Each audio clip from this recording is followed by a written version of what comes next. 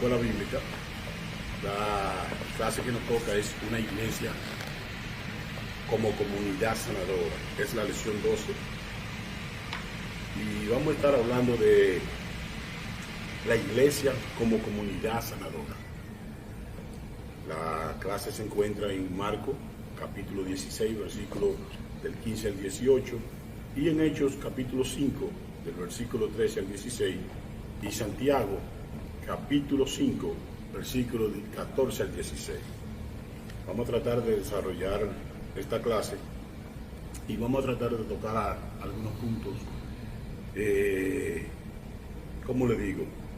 Tratar en esta hora de hablar un poco de la clase y la iglesia como comunidad sanadora. Pero antes de eso vamos a hacer una oración y vamos a pedirle al Señor que nos dirija y que nos ayude a desarrollar esta clase. Amantísimo y amante Padre Celestial, te damos gracias, Señor, en este momento, por tu amor, tu misericordia. Padre, mire este momento que hemos cogido, Señor, para hablar de esta tu palabra, Señor. Padre, te pedimos de una manera especial, Señor, no que me quites, sino que me uses, Señor, como un instrumento para tu honra y tu gloria, Señor. Padre, en este momento yo te voy a pedir, en esta oración especial, Señor, que tú me dé la capacidad, que tú ilumines mi mente, Señor, mi corazón, y que no salgan mis palabras, sino tus palabras, Señor. Padre, en el nombre de Jesús, mira que el mundo, Señor, está en pánico, mira que no nos podemos, Señor, congregar, pero no necesitamos venir aquí, sino, Señor, que nos congregamos de corazones, Dios mío, y sabemos que tú estás con cada uno de nosotros. Padre, en el nombre de Jesús, que la paz de tu Espíritu sea sobre cada uno de tus hijos en esta hora, en el nombre de Jesús. Amén, amén. Vamos a estar leyendo en este momento los versículos correspondientes. Marcos, capítulo 16, del versículo 17 al 18, y vamos a leer los primeros versículos para darle desarrollo a esta clase. Amén. Dice así, Marcos 16, 17, primer versículo, capítulo 16, versículo 17. Y estas señales seguirán a los que creen en mi nombre: echarán fuera demonios, hablarán nuevas lenguas, tomarán en las manos serpiente, y si bebieren cosa mortífera, no les hará daños.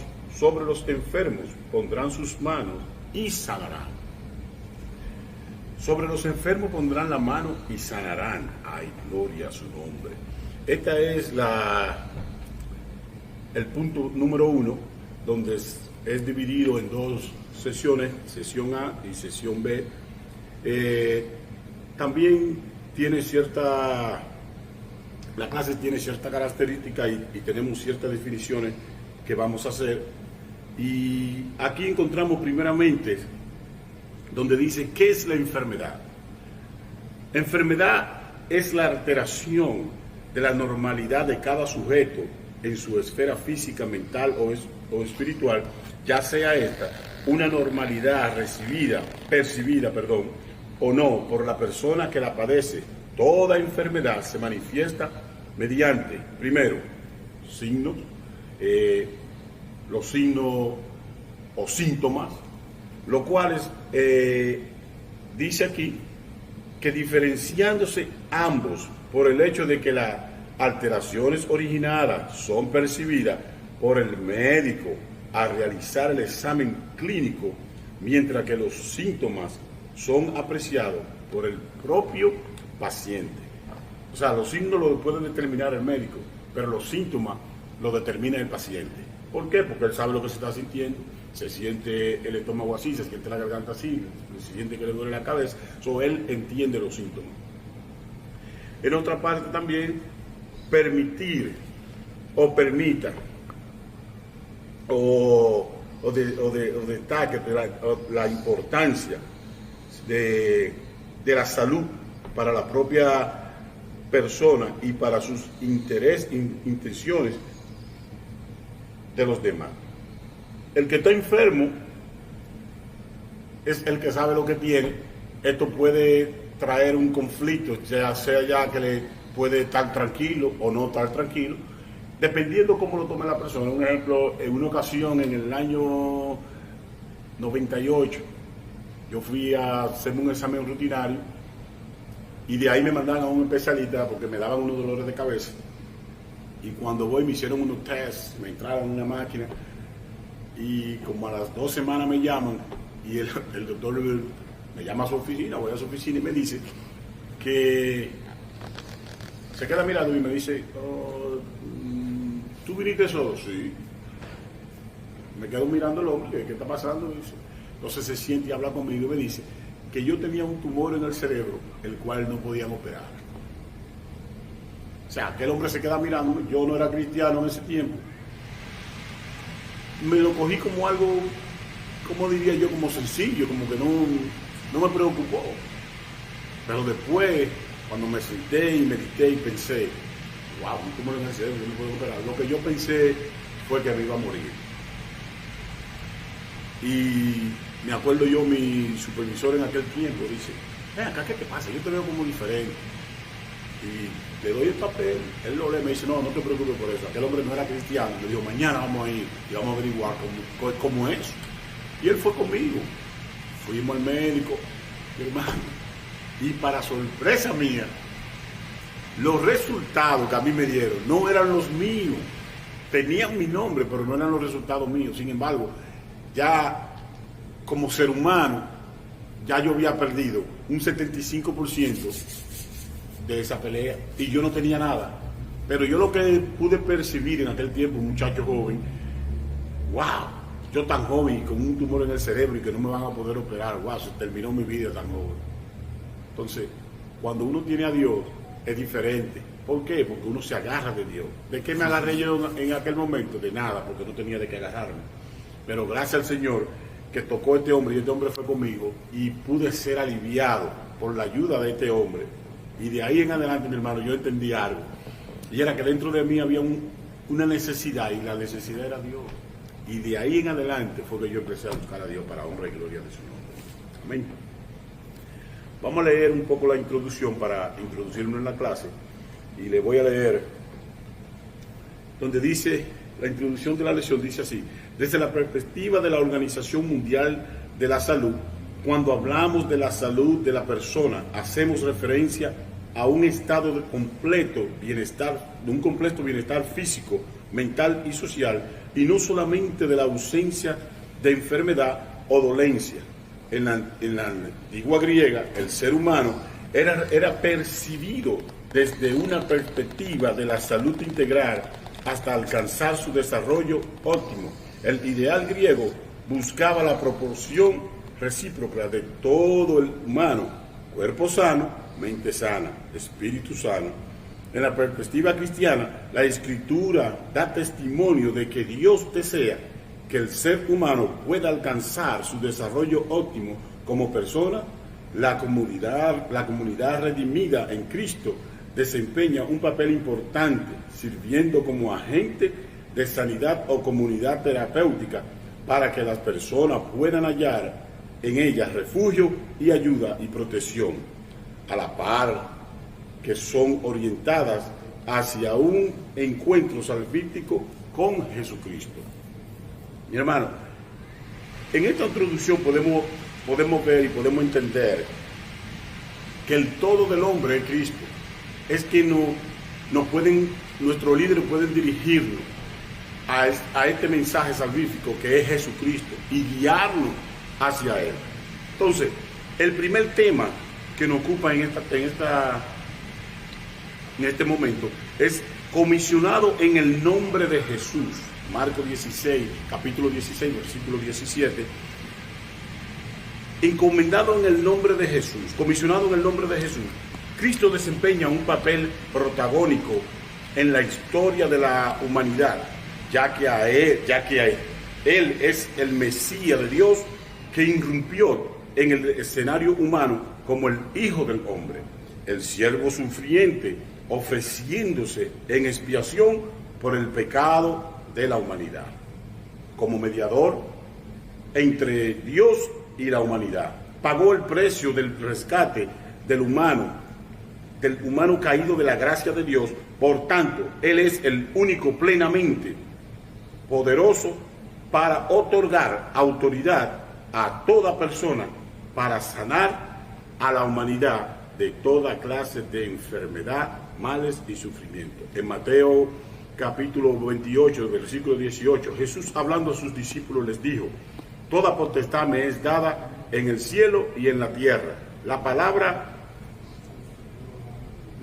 de Jesús a sus discípulos fueron pronunciadas en calidad de legado del Maestro.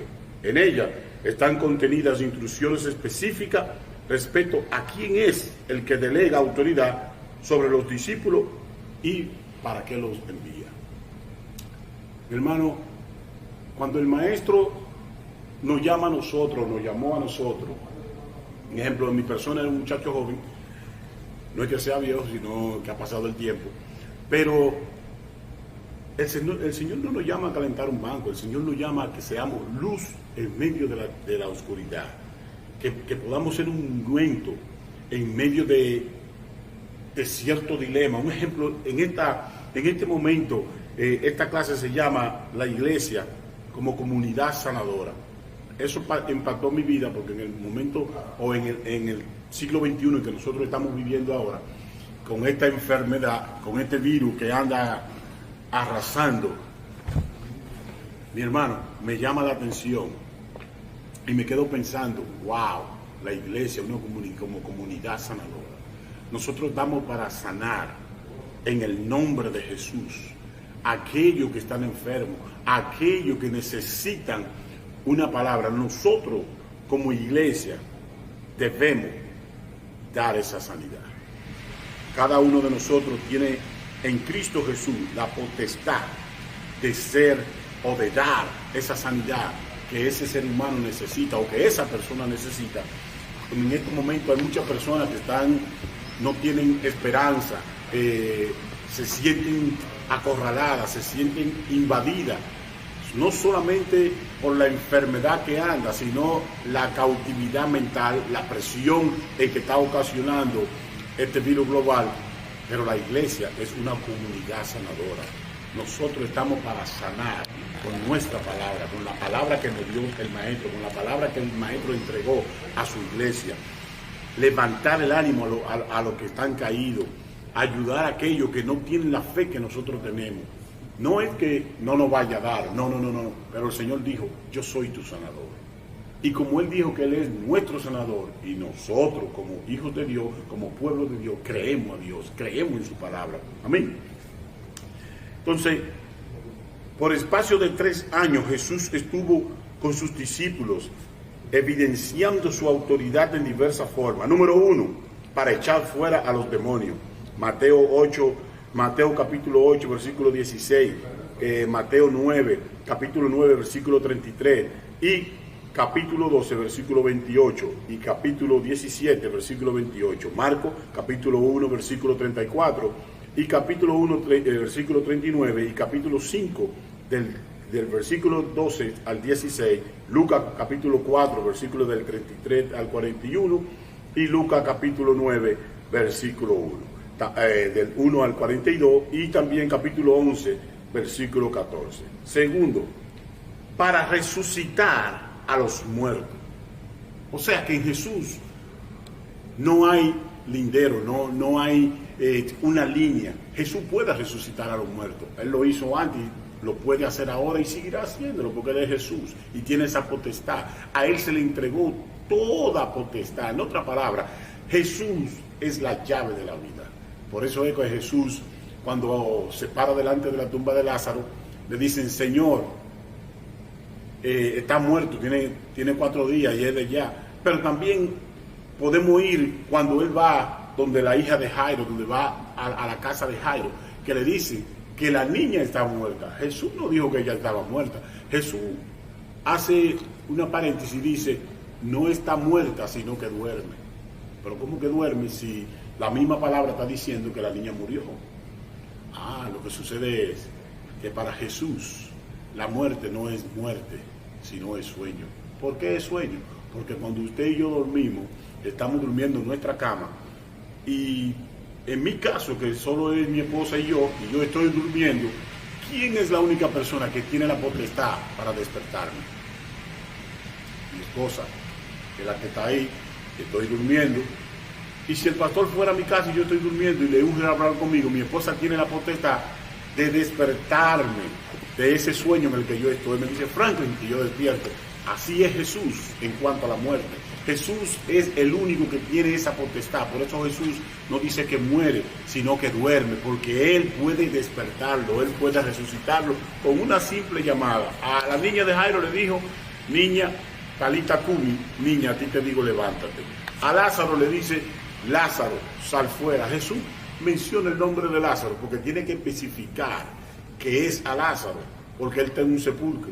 Y si él dice levántate, todo el que estaban en sepulcro se hubiesen levantado, pero él tenía que especificar que simple y llanamente era Lázaro. Por eso Jesús dice, Lázaro, sal fuera. Tenemos que entender, cuando como iglesia entendemos esta parte y sabemos que tenemos esa autoridad que Jesús delegó, nosotros, dice la palabra de Dios, aún cosas mayores haríamos. ¿Por qué? Pero en Él, en Jesús. Amén. El punto número 3 dice, para sanar toda clase de enfermedad. Hermanos, en Mateo capítulo 8, versículo del 3 al 14, y capítulo 9, del 27 al 29, y Lucas capítulo 8, del 45 al 48, se encuentran la respuesta a esto que Jesús habla. Punto número 4, sobre los elementos de la naturaleza. Wow, sobre los elementos de la naturaleza, claro. Jesús en una ocasión estaba dormido en una barca donde se había levantado una tormenta, una tempestad tremenda, donde gente que conocían del mar, gente que tenían una capacidad, que eran pescadores, gente que sabían lo que era una tempestad, gente que habían pasado quizás en otras ocasiones por esta parte. Sin embargo, en ese momento, dice la palabra de Dios, que aquellos hombres tuvieron temor y llaman al maestro. Maestro, levántate que perecemos. El maestro se levanta y simple y llanamente no sale huyendo. ¿Qué es lo que dice el maestro? Viento, enmudece, a la mar que se calma. ¿Y qué sucede? Se hace una grande bonanza. ¿Por qué? ¿Qué dicen ellos? ¿Cuál es la pregunta que ellos hacen? ¿Quién es este hombre que aún el mar le obedece?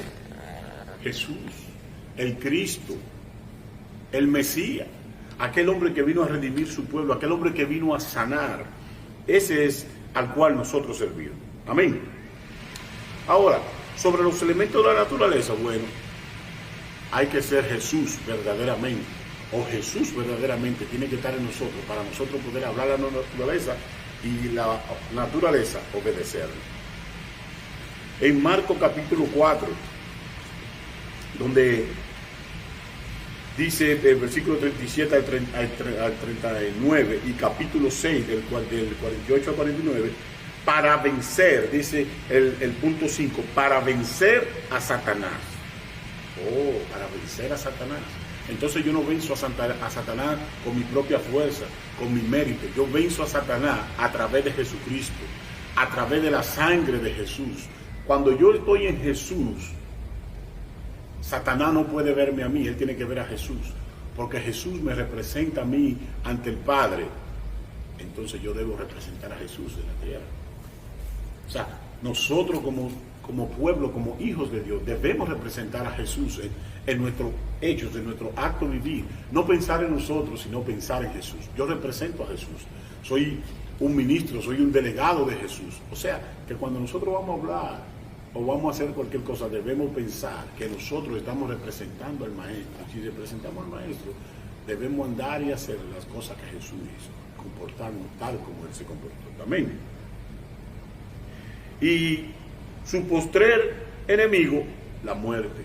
O sea, usted y yo tenemos esa autoridad que Jesús delegó en sus apóstoles, así como Él la delegó en ellos, siendo ellos apóstoles de Jesús después de Él haber sido resucitado. Entonces esa potestad quedó delegada en su pueblo, en sus hijos, en su iglesia, que somos nosotros. Amén. Cuando Jesús comisionó a sus discípulos, versos 18 al 19, dice, ellos quedaron bajo la autoridad de aquel que tiene toda autoridad en el cielo y en la tierra, y que podía conferirla, oiga bien, a otras personas que hubieran creído al Evangelio. Entonces, esa es la clave.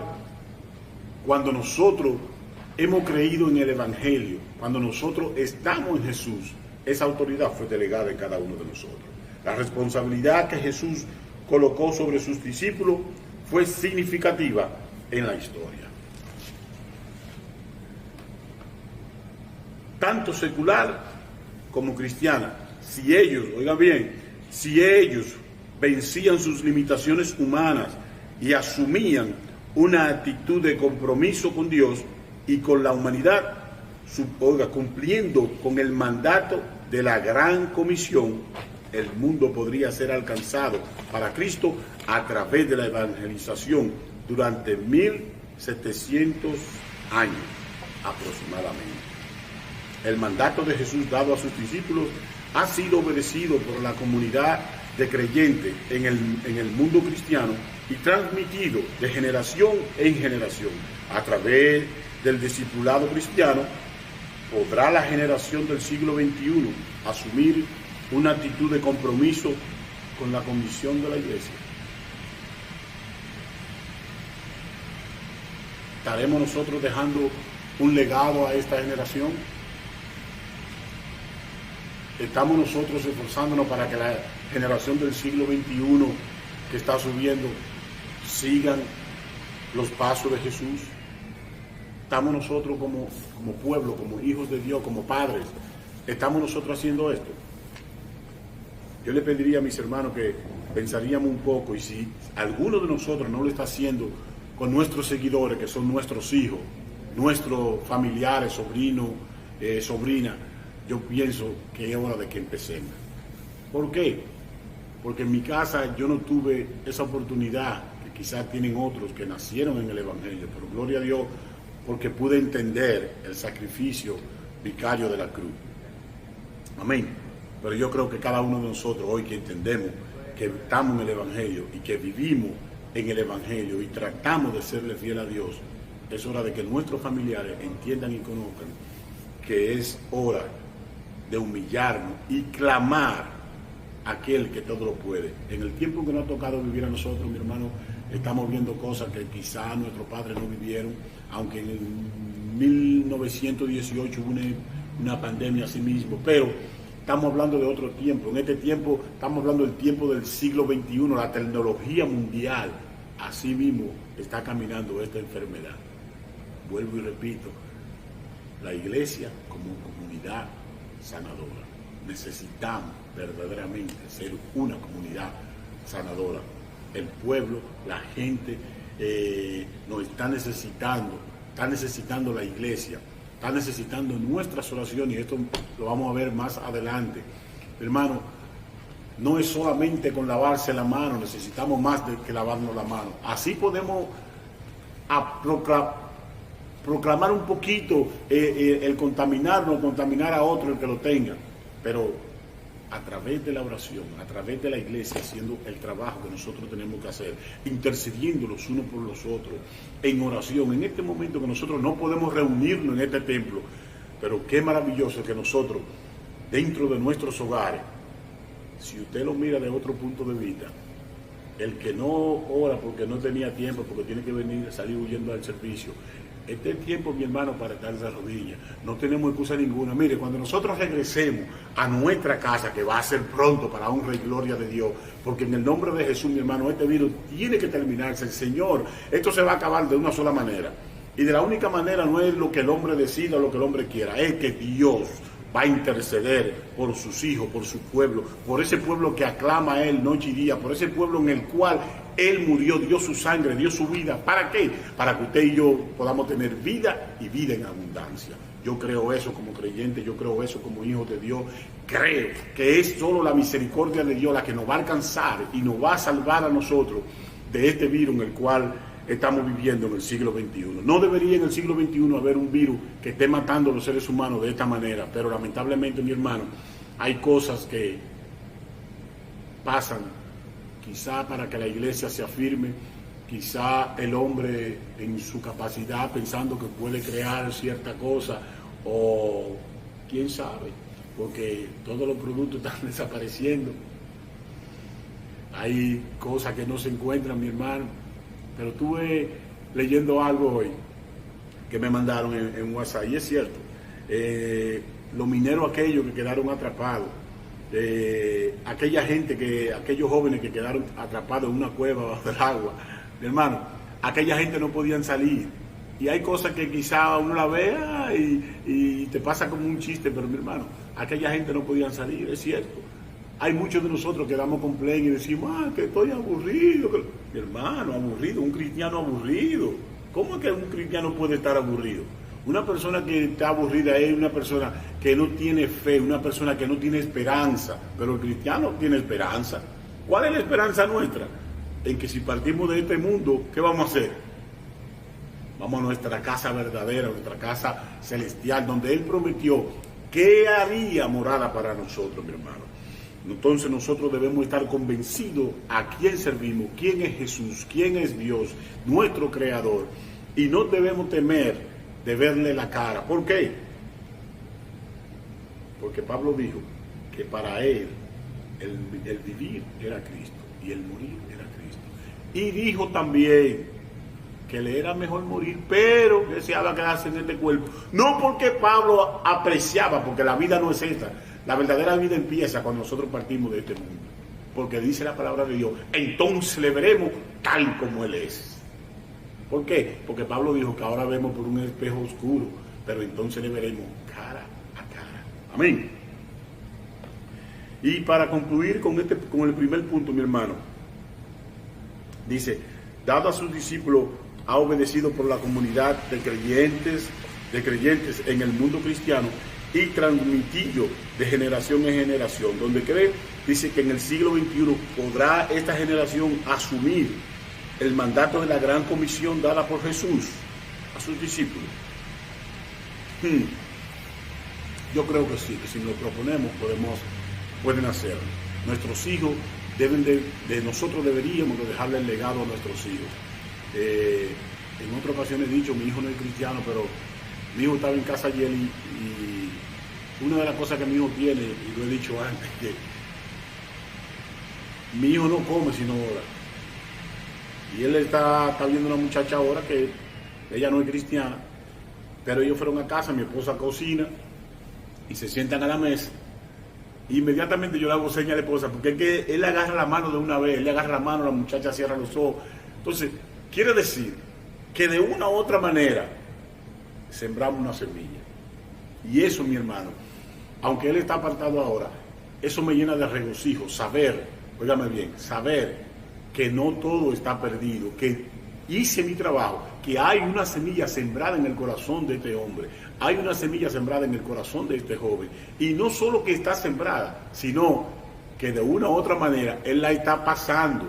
¿Por qué la está pasando? Porque hay cosas que él no hace sin hacerlo. ¿Cómo? Él no se atreve a comer sin orar, sin dar gracias a Dios. Y eso, mi hermano, eso para mí es un paso gigante. Porque yo lo que pienso, si mi hijo hace eso a la hora de comer, ¿qué no hace mi hijo cuando tiene una necesidad? Se tirará de rodillas y hará lo que yo le enseñé, que estuvo acostumbrado siempre desde niño a verme de rodillas. Entonces, yo sé que de una u otra manera he dejado un legado delante de mi hijo. Amén. Punto número 2, que es el punto B, donde dice señales, oiga bien, respaldando el ministerio. ¿Quién respalda el ministerio? El pastor, la iglesia. No, el que respalda el ministerio es aquel al que llaman, y el mismo que lo llamó a usted, él mismo lo va a enviar, él mismo lo va a respaldar. A veces me río porque a veces oigo personas que no respaldan. Mi hermano, si a usted se está quejando de que no lo respaldan, entonces a usted no lo llamó Dios. No lo llamó Dios. ¿Por qué no lo llamó Dios? Porque el que respalda es el Señor, Jesús, el que le hace el llamado. El que nos hizo el llamado a cada uno de nosotros fue Jesús. Y nosotros lo único que debemos preocuparnos, que Jesús nos respalde. Dame bien, no que usted sea rebelde, porque el pastor lo va a respaldar a usted. Pero el pastor lo va a respaldar, porque cuando usted venía, el pastor estaba sentado. El pastor viene a saber algo que Dios le dijo a usted. El pastor ya lo ha oído de parte de aquel que lo llamó a él. Porque el pastor, como pastor, tiene que dar cuenta delante de Dios por cada una de sus ovejas. Por eso es la diferencia entre el pastor asalariado y el pastor que tiene llamado. ¿Te ves? Que no suenan de la misma manera, asalariado y pastor de llamado.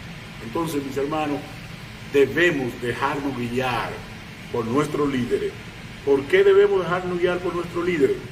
Porque no podemos andar, como dice el dicho en el buen dominicano, como chivo sin ley. ¿Usted sabe lo que es un chivo sin ley? Usted lo tiene aquí y él está comiendo, pero el chivo siempre trata de comérselo del vecino. El chivo tiene el mismo buco en su tierra, pero él va a comerse la ajena. Entonces eso es lo que se llama un chivo sin ley, porque él quiere comerse aquella y dejarla de él. Entonces eso ocasiona ¿qué? Problemas, ocasiona dificultades con los vecinos. Entonces, los seguidores de Jesús fueron comisionados para participar, oiga bien, activamente en la tarea mesiánica, combinando la proclamación del evangelio con la realidad que se vive. Algunas personas dicen, si eres cristiano, que se te note. ¿Usted sabe lo que significa que si eres cristiano que se te note? Significa que si eres cristiano, tienes que andar como andó Jesús, lo que dije al principio. Usted tiene que hacer la cosa que Jesús hizo. Usted tiene que interesarse por la cosa que Jesús se interesó. ¿Cómo es que yo soy cristiano y me voy a interesar más por lo del mundo que por lo espiritual? ¿No dice la palabra de Dios en Santiago que la amistad del mundo es enemistad contra Dios? No es eso que dice. Y si dice que la amistad del mundo es enemistad contra Dios, entonces lo que me está diciendo a mí es que yo debo anhelar las cosas de arriba, porque el que anhela los de arriba está atesorando tesoros en el cielo. Más el que desea las cosas terrenales son perecederas, van a perecer. Entonces, aquel hombre que se encuentra un tesoro, ¿qué es lo que él hace? Él lo esconde y viene y compra el terreno. ¿Qué le vio el hombre a este tesoro? Él se encontró este tesoro tan maravilloso que él quiso obtenerlo. Él quiso la totalidad de ese tesoro fuera de él. Así ya vemos cristianos, que a veces la totalidad de Jesús la queremos que sea solo para nosotros. Jesús se puede sumar, restar y dividir, porque Jesús da para todo, no se agota, es una fuente inagotable. Amén. La palabra que si eres cristiano, que se te note. Con ello implica dejar que tu conducta sea tu reflejo de la palabra que predica o de la que dice. Creer, oiga bien, creer, analizar la vida de los primeros cristianos, apreciamos que vivieron para servir después de la ascensión de Cristo y de la experiencia del bautismo con el Espíritu Santo. La vida de los discípulos fue transformada oiga bien, en una vida de sujeción al mandato de la Gran Comisión. Mateo 28, del 18 al 20. Esta vida llena del poder de Dios impactaron al mundo de su época con la proclamación del mensaje del Evangelio y la obra por ellos realizada en el nombre de Jesús. Oiga bien, cuando hacemos algo no lo hacemos en nuestro nombre, lo hacemos en el nombre de Jesús. Solo se puede cambiar el pensamiento de un hombre o se puede cambiar la vida de una persona a través de Jesús.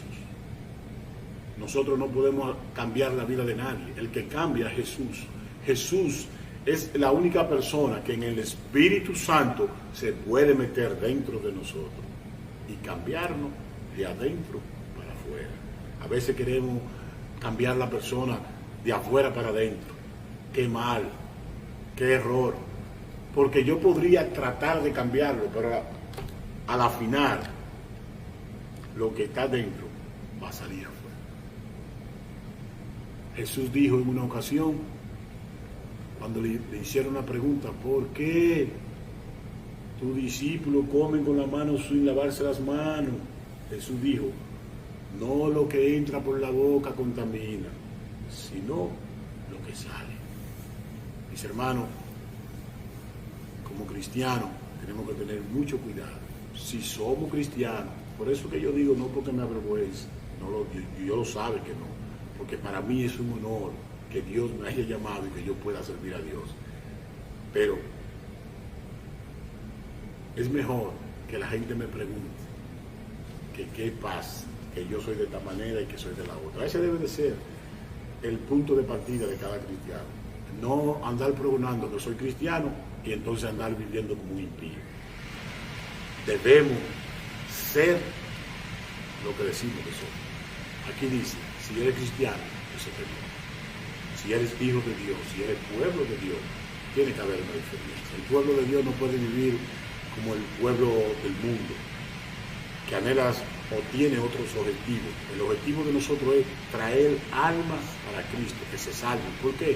Yo quiero que mi familia se salve, yo no quiero que mi familia se pierda. Así mismo quiero yo que mi prójimo se salve. ¿Por qué? Porque no es lo que yo quiero, es lo que el Señor hizo por mí. Da de gracia lo que de gracia ha recibido. Amén. Por ello, realizada en el nombre de Jesús. Las señales irán acompañando a las personas que creyeron, versos 17 y 18, que son discípulos de Cristo, el ministerio de los creyentes, para ser efectivo, oiga bien, tiene que ser efectuado en el nombre de Jesús. No hay otro nombre bajo el cielo dado a los hombres que no sea en el nombre de Jesús.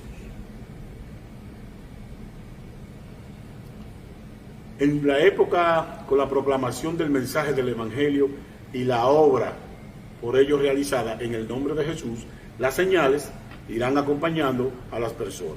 Cristo, el ministerio de los creyentes, para ser efectivo, tiene que ser efectuado en el nombre de Jesús. Las señales son evidencia, el punto clave, las señales son evidencia de Cristo, de la presencia de Cristo, ministrando a través de ellos, a través de usted, a través de ella, a través de nosotros.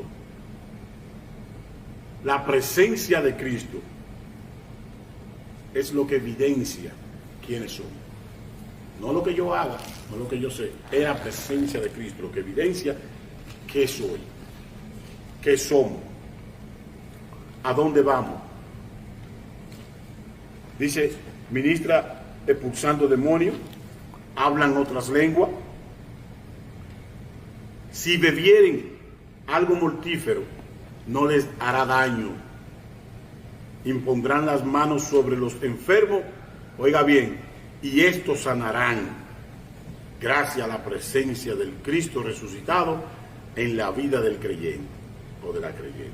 La iglesia, los proclamadores del Evangelio, se moverán en una esfera de libertad en la cual habrá sanidad para ellos y para las personas que, habiendo oído el mensaje, hayan creído, aceptando a Cristo como su Salvador. Eso es algo grande, mi hermano.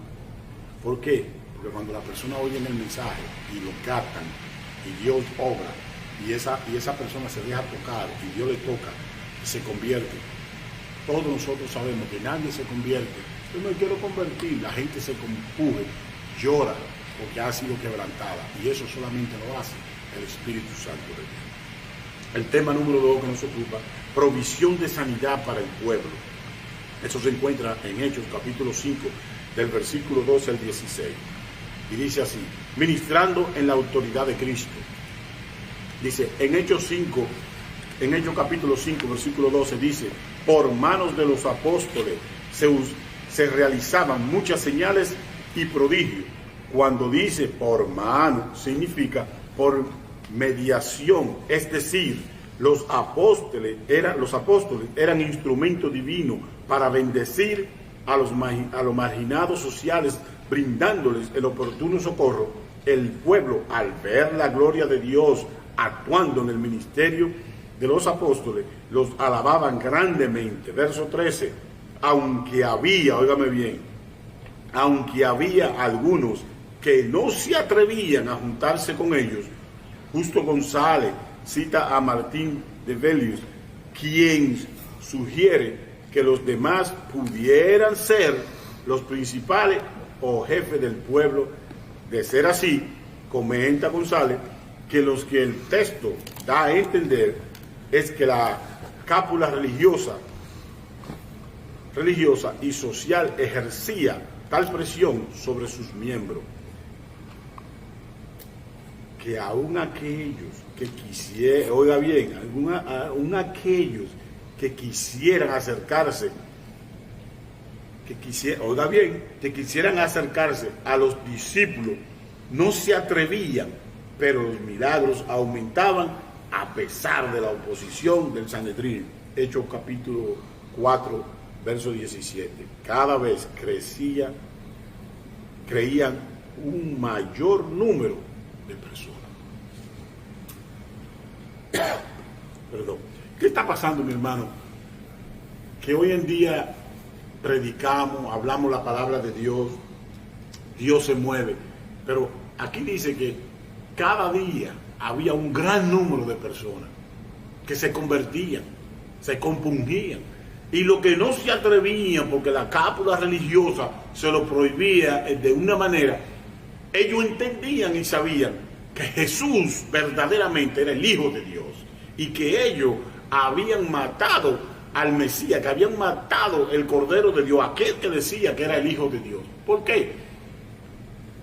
Tuvo más seguidores después de su muerte que cuando él vivía.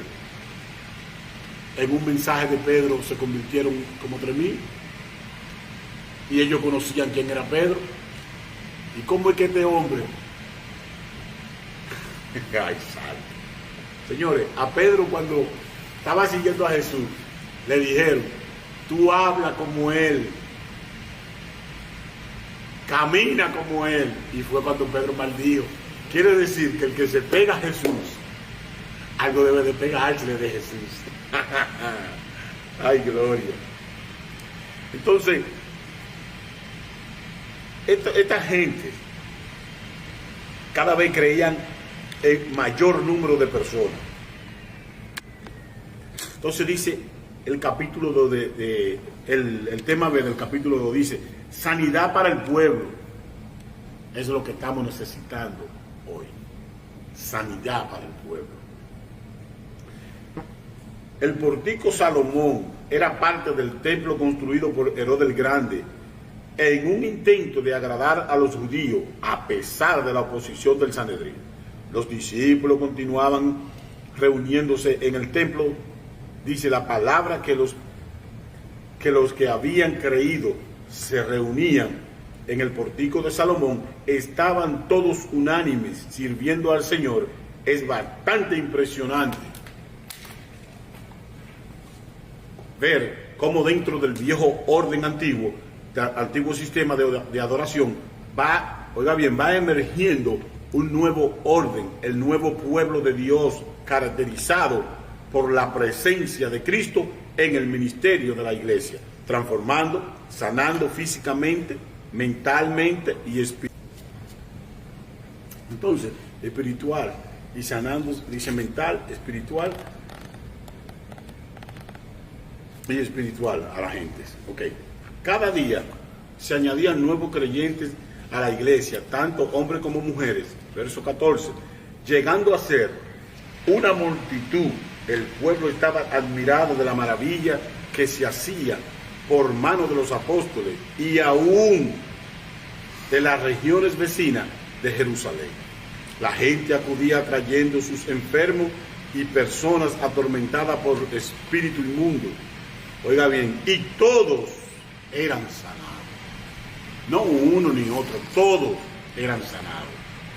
¿Ustedes saben lo que significa que todos eran sanados? Que todo el que pasaba, todo el que llevaban ahí, todos eran sanados. Acuérdense que el Señor dijo, y harán cosas mayores en su nombre. Versos 15 y 16.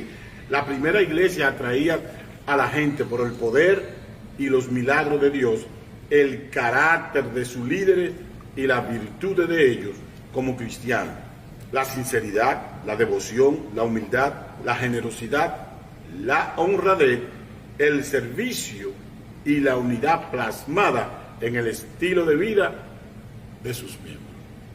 Eso es una palabra bastante grande, dice, plasmada en las vidas de esta persona. Mi hermano, debemos dejar que Jesús plasme sus vidas, sus estilos, sus características en cada uno de nosotros. Porque cuando dejamos que Él haga eso en nuestras vidas, ya no seremos más nosotros, no vamos a pelear con el viejo hombre, sino que Jesús nos va a dirigir a toda verdad, nos va a dirigir a todo aquel que tiene una necesidad y nos va a llevar de gloria en gloria. Y prevención de las enfermedades, los especialistas de la conducta humana investigan y tratan de cuidar la salud mental del paciente con disturbios mentales y sus interacciones con otras personas. El tema de la enfermedad física, mentales y espirituales ha sido analizado en la literatura, en los foros políticos, sociales, científicos y religiosos, en diversas partes del mundo. Quiere decir que tanto en la iglesia como fuera, más fuera que dentro, se sabe que hay personas que tienen ciertos disturbios mentales y la gente ha tratado por años de sanarlo. Y como última parte, dicen, llévalo a la iglesia. Y estas personas son sanadas por Jesús. En otras palabras, ellos dicen, llévalo a la iglesia, porque ellos dicen, lo hemos llevado a todos sitios y nadie lo ha sanado. No, hombre, ya, eso no es nada, llévalo a la iglesia. Ah, pero que si lo habían llevado a la iglesia, primeramente, había estado sano. ¿O no hizo el Señor eso con el endemoniado gadareno? Dice que rompía la cadena, que no conocía a nadie. Sin embargo, Jesús no fue donde él vio a Jesús. Y Jesús simple y llanamente dio una palabra y aquel hombre fue sanado. A nuestro hermano Franklin de la Cruz por esta hermosa exposición donde yo sé que usted se ha gozado y yo le invito a que usted se lo reenvíe a otro para que también se goce.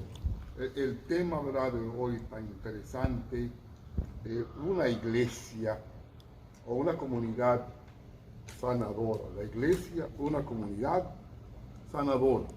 Mire, si usted está enfermo, si usted necesita la oración, llámenos al 978-857-0564 y estaremos orando por usted. Yo no tengo poder, la iglesia no tiene poder, pero Jesús tiene poder. Amén. Y quisiera recordarle que la iglesia es sanadora físicamente. Y ahí el hermano Franklin hablaba de testimonios, de cosas que Dios hizo en su vida. Pero también la iglesia sanadora mentalmente. Y se hablaba de esto.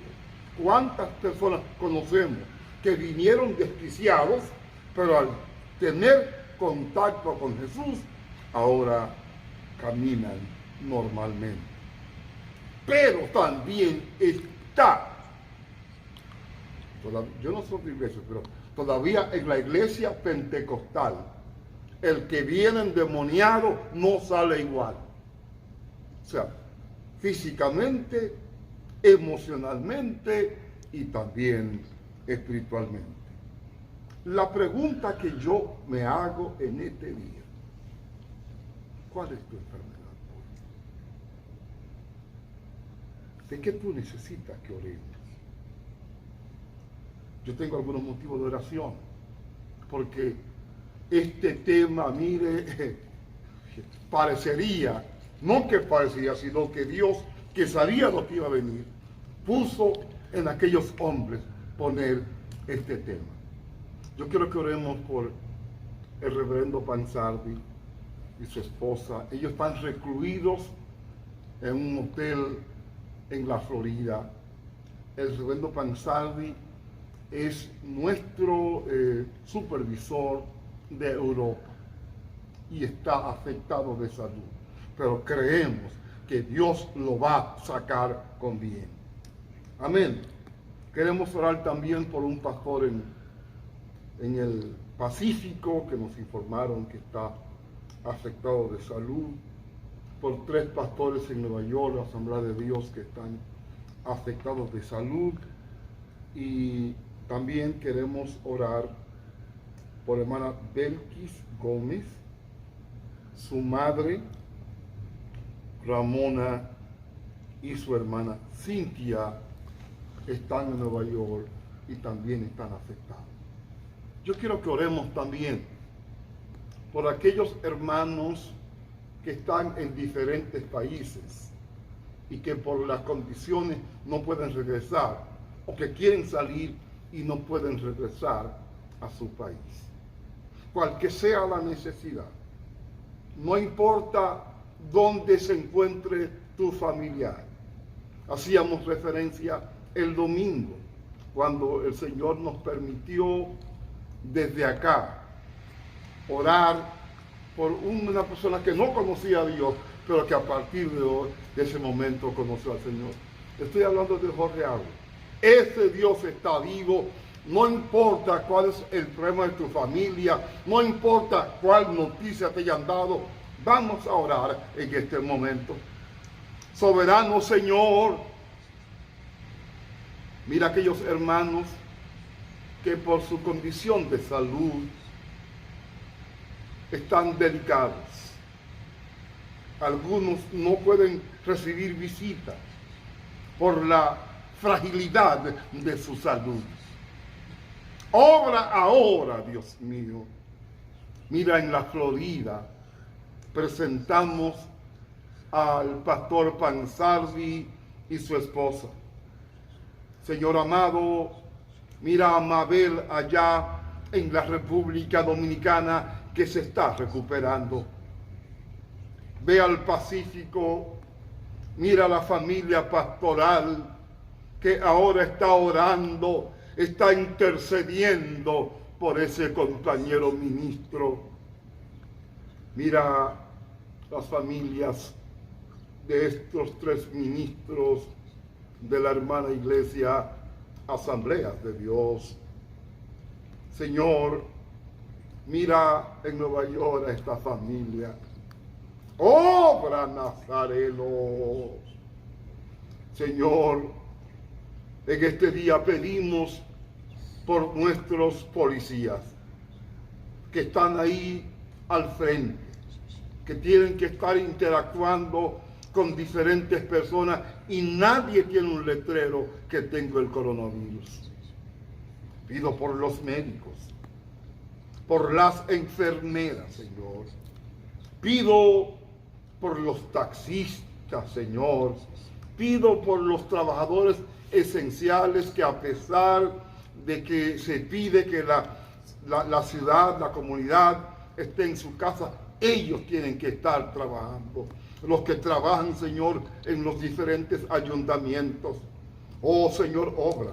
Aquellos que tienen que estar ahí trabajando para que la ciudad se mantenga. Pido, Señor amado, mira a tantas personas en nuestro país. Mira al doctor Jiminián. Mira, Señor, a los humildes, a los pobres, aquellos que no tienen abolengo, Señor, y que están afectados. Mira a la gente de alta alcurnia, profesionales, que también han sido afectados por este flagelo.